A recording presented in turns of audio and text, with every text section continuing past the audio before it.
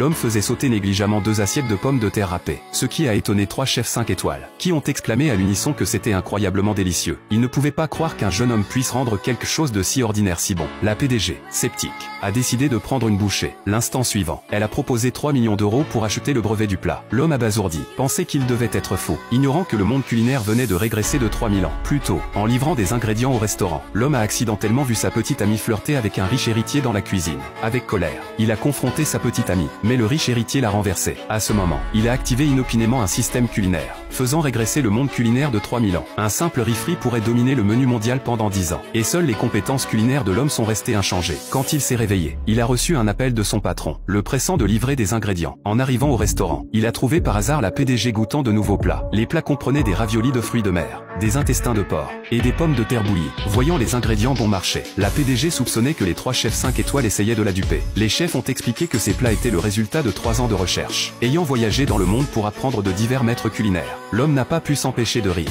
affirmant que ces 3 plats n'étaient même pas aussi bons que ce qu'il avait fait pour son ex-petite amie. Cela a déplu aux chefs 5 étoiles, qui ont menacé que si l'homme ne cuisinait pas mieux qu'aujourd'hui, il ne sortirait pas vivant. N'ayant pas le choix, l'homme s'est résolu à cuisiner. Il a pris les pommes de terre et a commencé à les éplucher. Les chefs étaient stupéfaits, n'ayant jamais vu personne éplucher des pommes de terre avant de cuisiner. Ils ont remis en question ses méthodes, pensant qu'il ruinait des pommes de terre parfaitement bonnes. Cependant, l'homme ne leur a pas répondu. La PDG pensait pour elle-même qu'il était juste un livreur ordinaire, qui ne savait probablement pas grand-chose sur la cuisine.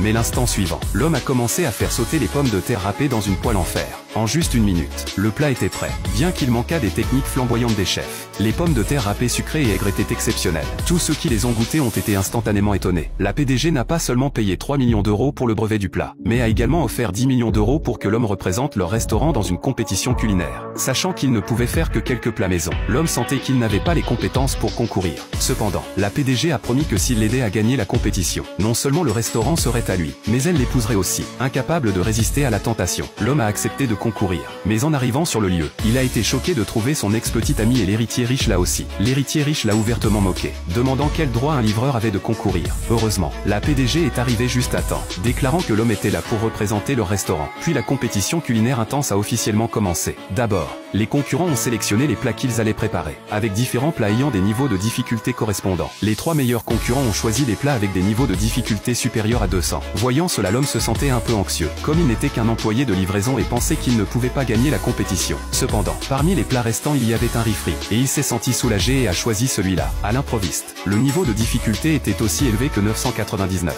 puisque le riz-frit avait dominé la première place des compétitions culinaires pendant 10 ans sans que personne n'ose le défier. Tout le monde croyait que l'homme ne pourrait jamais faire ce plat, mais maintenant il n'avait pas d'autre choix, et devait se battre pour faire le riz-frit. Après que les juges aient goûté les plats des 3 meilleurs concurrents, ils ont tous donné des avis positifs, surtout pour le plat du 3e concurrent, qui était presque champion. Effrayé, l'homme hésitait à servir son riz-frit. Les juges ont levé leur marteau doré pour frapper, et soudainement, une lumière dorée rayonnait du riz-frit, éblouissant tous les présents.